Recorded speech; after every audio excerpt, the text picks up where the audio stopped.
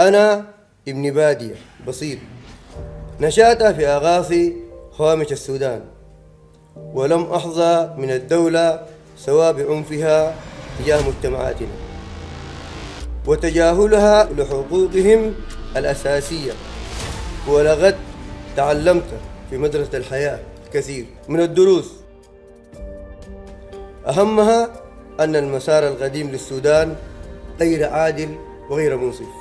فحينما رأيت شباب وشابات ثورة ديسمبر المجيدة لم أتردد في الوقوف في صفهم ضد ظلم النظام البائد واستبداده وفساده.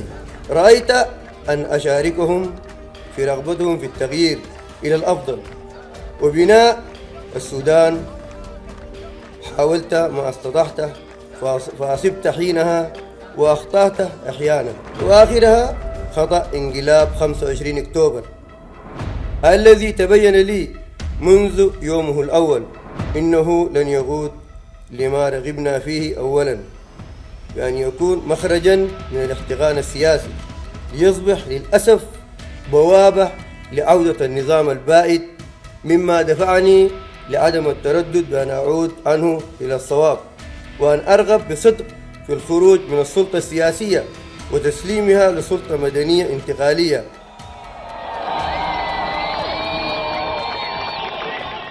أنا رجل نشأت في وسط الحروب، عرفتها وخبرتها، لذا أعرف معنى السلام وأهميته منذ أيام الحكومة الانتقالية الأولى، واخترت في مجلس السيادة أن أتولى مهمة ملف السلام بالتنسيق مع حكومة رئيس الوزراء الدكتور عبد الله حمدون، لأنني مقتنع بأنه لا مستقبل لهذه البلاد دون إسكات جميع أصوات البنادق وإدارة تبايناتنا بالحكمة والموعظة الحسنة.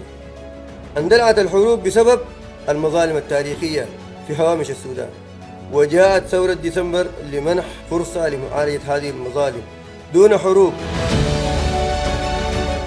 نشأ الدعم السريع كمساند ومساعد للقوات المسلحة، وينص قانونه على أنه جزء منها. جمعتنا مع القوات المسلحة خنادق القتال حماية للوطن وأمنه، ولنا معها عهود لن نخونها أبدا، ولن نسمح لعناصر النظام البائد الوقيعة بين القوات المسلحة السودانية والدعم السريع، وأقول لهم أنهم لن يستطيعوا بلوغ ذلك أبدا. إنني أشعر بألم عميق كلما أشاهد مظاهر الفقر والضيق الاقتصادي وتردي الخدمات في بلادنا. إن السودان بلد غني بأهله وموارده، أفقرته سياسات الأنظمة المتعاقبة وصراعات السلطة ضيقة النظر. إن حل الأزمة الاقتصادية الراهنة مرتبط بالاستقرار السياسي والإتيان بحكومة مدنية.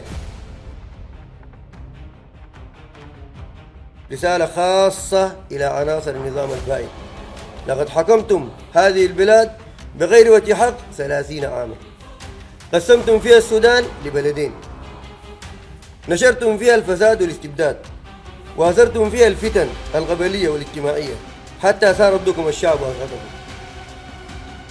أقول لكم: أرفعوا أيديكم عن الفتنة في المؤسسة العسكرية في أوساط المجتمع السوداني، واتركوا هذا الشعب ينعم بفترة انتقال سياسي مستقر يختار فيه في نهايتها من يحكمه دون تزوير ولا تزييف.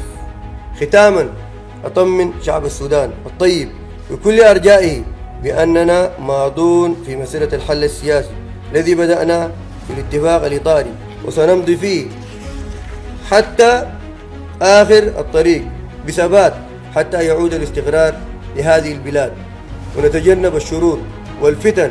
هذا أحد قطعناه، وهذه كلمة نقولها لله وللتاريخ وللوطن، ولن نتراجع عنها أبدا. والسلام عليكم ورحمة الله وبركاته.